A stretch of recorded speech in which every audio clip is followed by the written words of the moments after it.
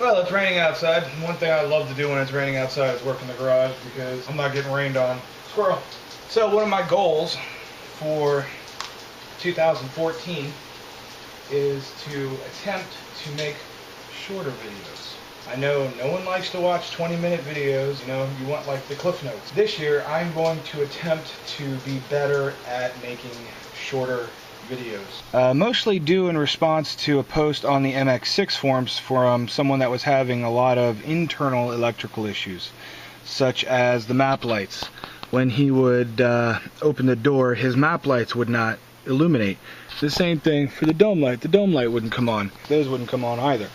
And he said the first thing he did was check the room fuse, and it's exactly what you're supposed to do. Check that room fuse because that controls all of the interior lighting, including your map lights when they illuminate, your dome light when that illuminates, and your courtesy lights when those illuminate, as well as some of your interior lighting, your glove box light. Those are all controlled by the room fuse. Let's say your room fuse is good. Well, what the heck do you do then? First thing you want to do is remove your map light housing where the sunroof switch is. If you have a sunroof, you want access to that connector. For this project you will need a multimeter. You don't need something as nice as this. You can pick up a real cheap one for $20 from Radio Shack or Walmart or local auto parts store. And continuity is this little Wi-Fi looking symbol. Supposed to be a speaker, but kind of looks like Wi-Fi. And if you do not have a set of jumper leads, alligator clips, I highly recommend that you get those. I made these myself, very cheap. Find out how to make these yourself online. It took me 5 minutes to make these. You'll notice you can't get alligator leads in there.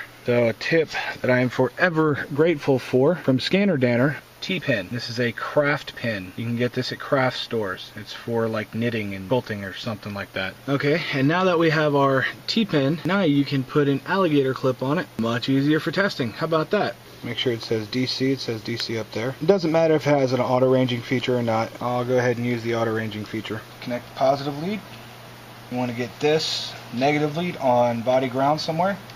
So find a piece of metal. I usually use a chassis somewhere around here, and that is negative 1 volt. That's not the right one. It's going all wonky because it's looking for a ground.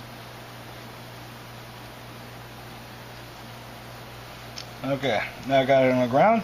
So we are getting battery voltage up to the light housing.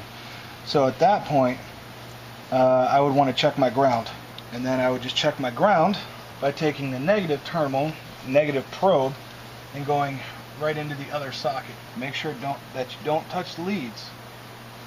Okay, and I'm also getting 12.16. So I'm getting good battery voltage to this connector and from this connector. Therefore, this switch, and this goes to your map lights, so this switch for your map lights, the actual physical switch, would be broken. And that's basically how you do basic diagnostics for that.